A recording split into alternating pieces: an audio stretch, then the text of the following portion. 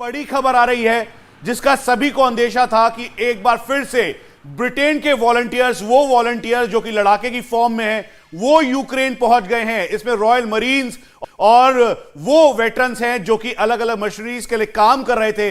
युद्ध के लिए वो इस समय पहुंच गए हैं। तस्वीरों में दिखाई दे रहा है ये ब्रिटिश वॉलंटियर्स हैं जो कि इस समय यूक्रेनियन फोर्स के साथ मिलकर रशिया को जवाब देने के लिए इस समय यूक्रेन में दाखिल हो चुके हैं। अलग अलग मीडियम से, चाहे वो बसेस हो, ट्रेन हो, उसके जरिए ये इंटरनेशनल फोर्स के तौर पर इस समय यूक्रेन की मदद करने के लिए पहुंचे हैं। लेकिन हमें याद रखना होगा, व्लादिमीर पुतिन ने इस बात को कहा था कि जो इस समय वॉलंटियर्स उनका साथ दे रहे हैं वो यानी रशिया के खिलाफ है, इसीलिए कोई भी यहां पर उनको वेटेज नहीं दी जाएगी। ऑडियो हम सुन पाते तो समझ सकते थे, क्या इंग्लिश बोल रहे हैं तो समझ पाएंगे क्या बोल रहे हैं। अगर ऑडियो उसका बढ़ा दें आप।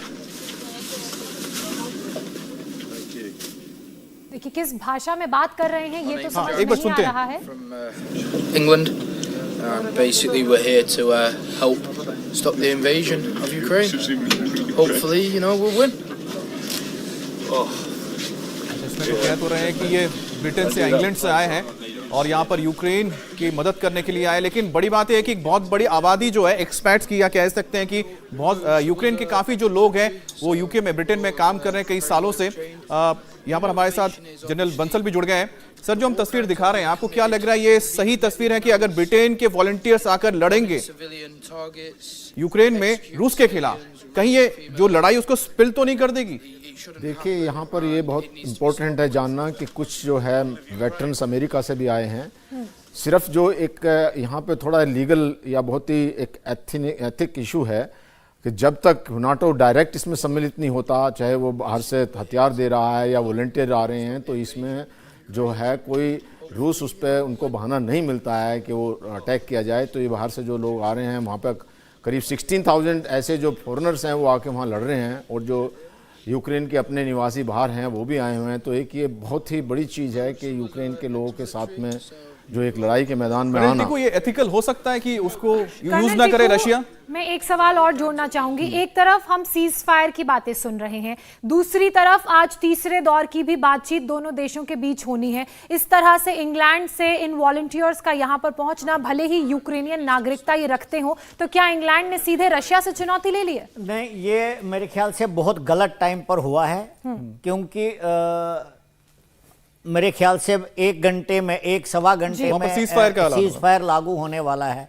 और आप उसी टाइम ये वीडियो दिखा रहे हैं कि इंग्लैंड से जो है वॉलंटियर्स आ रहे हैं लड़ने के लिए, तो मतलब पहले ही आप चाहते हैं कि सीज फायर जो बातचीत है वो नाकामयाब हो जाए। क्योंकि अगर ये अलग बात है कि वो वॉलंटियर्स हैं, मर्सनरीज हैं, द पॉइंट ये है कि वो इंग्लैंड से आ रहे हैं, वो तो खुद ही बता रहे हैं। तो ये बंसल साहब ने भी कहा कि अमेरिका से भी आ रहे हैं, तो इसमें तो उन स्टेट्स को जहां से ये आ रहे हैं उन्हीं को प्रिवेंट करना चाहिए उनको आने से, क्योंकि आप उनको भेज रहे हैं तो आप भी किसी न किसी हद तक शामिल हो जाते हैं। तो मैं मानता हूं कि ये बहुत गलत टाइम में ऐसा हो रहा है कि जो बोलते हैं ना, इसमें आगे उसमें और घी डाल रहे हैं, खासतौर में इसमें नेटो और जो दूसरे देश। लेकिन आपको बताते हैं आखिरकार जो हम कह रहे हैं कि सीज फायर होने जा रहा है, तो सीज फायर होगा तो किन किन इलाकों में इसका असर देखने को मिलेगा, मैप के जरिए समझाते हैं, क्योंकि लड़ाई कहां चल रही है वो हम आपको समझा देते हैं।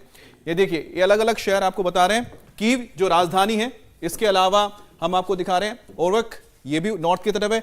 चेरनी में लड़ाई नहीं हो रही है, चेरनी उनके कब्जे में है। और जाइटोमोर जो कि बिल्कुल कीव के साथ वाला इलाका है, वहां पर भी इस वक्त लगातार हमले हो रहे हैं। मारियोपोल एक बहुत इंपॉर्टेंट शहर है जो डोनेट्स्क का इलाका, और यहां पर लड़ाई चल रही है। और लगभग इसको मान के चलिए कि इस इलाके से आज जब इवैक्यूएशन हो जाएगा तो ये पूरी तरह से रशिया के कब्जे में आ जाएगा। खार्किव में बहुत जबरदस्त जंग है, और सूमी में हमारे स्टूडेंट्स फंसे हुए हैं 700, उनको फायदा होगा जब आज जंग खत्म हो जाएगी। मनीष, सबसे ज्यादा फायदा सुमी को होने जा रहा है। सुमी को होगा क्योंकि क्लोज प्रॉक्सिमिटी उसकी रशिया के साथ है। लेकिन सबसे बड़ी चुनौती इस बात की है कि इस रीजन में, डोनबास का ये रीजन जहां पे लुहांस्क और डोनेट्स्क है, दरअसल यहां पर एक बार फिर से यूक्रेनियन फोर्स रुक रुक के फायर कर रही है, अपने मिसाइल्स या टोका एम जैसे मिसाइल्स को फायर कर रही है। इसलिए टारगेटेड तौर पर स्टेबिलिटी इस समय पूरी ईस्टर्न बेल्ट पे कहीं भी नहीं है। और जिन एरियाज को डोमिनेट करते हुए इस समय रशियन फोर्स ने काबिज किया है या उनका डोमिनेंस है, उसके बावजूद भी यूक्रेनियन फोर्स लगातार वहां पे अटैक कर रही है। एक बार फिर से आप तस्वीरों में देखें तो इसका आइडिया लगेगा कि जिसको घेरने के लिए पूरा जो मैकेनिज्म है वो लगा हुआ है।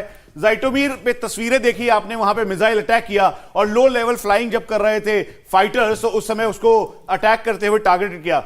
चेरनेव पे लगातार एम्बुश किए जा रहे हैं। उसके साथ साथ ये वो एरियाज हैं जहां पर घेराबंदी कर इस समय रशियंस और यूक्रेनियंस आमने सामने हैं। कर्नल टिको, जो घेराबंदी हुई है, क्योंकि आप हमको समझा सकते हैं कि जो घेराबंदी हो रही है, इस घेराबंदी से आपको लग रहा है कि रूस का जो प्लान है, वॉर प्लान, वो जमीन पर उतरता नजर आ रहा है आपको? देखिए, पहले रूस का तो एक ये मानना था कि अगर वो कीव के ऊपर कब्जा कर लेते हैं तो जंग खत्म होगा, और साउथ से अगर वो खेरसान और ओडेसा में कब्जा कर लेते हैं तो जंग खत्म हो जाएगा। लेकिन मुझे लगता है ऐसा हो नहीं रहा है। और अभी आप देखेंगे तकरीबन 12 ऐसे टाउन्स हैं, और ये वो टाउन है जहां पर यूक्रेनी सेना के बड़े गैरिजन्स हैं। सब में अभी लड़ाई चल रही है, क्योंकि जब तक रूस को अब ये लग रहा है कि जब तक हम इन शहरों को अपने कब्जे में नहीं लेंगे, उनको कंप्लीटली सप्रेस नहीं करेंगे, वहां से जो फायर आ रहा है, वहां से जो यूक्रेन फोर्सेस लड़ रहे हैं, तब तक उनकी जो जीत है यूक्रेन के ऊपर पूरी नहीं होगी। इसलिए पूरे शहरों में जो है तकरीबन एक साथ लड़ाई चल रही है। अच्छा, हमको समझा देंगे, आपको जो कलर्स नजर आ रहे हैं, इसको कलर से समझ जाइए कि किन किन इलाकों में लड़ाई हो रही है और किन में नहीं हो रही। ये जो इलाका देख रहे हैं कब्जे में आ चुका है, इसलिए इसका ये कलर है।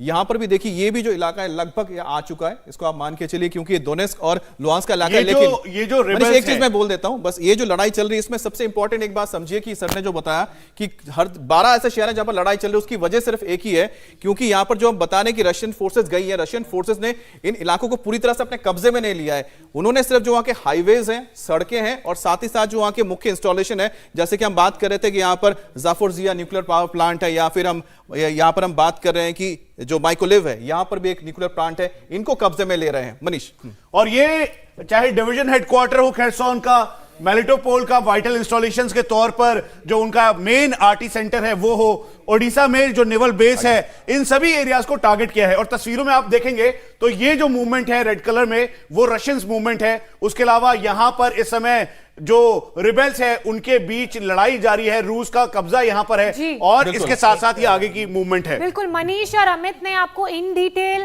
इस ग्राफिक्स के जरिए, मैप के जरिए समझाया कि किस तरह से यूक्रेन में लड़ाई चल रही है, कौन कौन से इलाकों में कब्जा कर लिया गया है। इंडिया टीवी हर वक्त हर जगह डाउनलोड करने के लिए सर्च करें India TV news Google play store या ऐप स्टोर पर।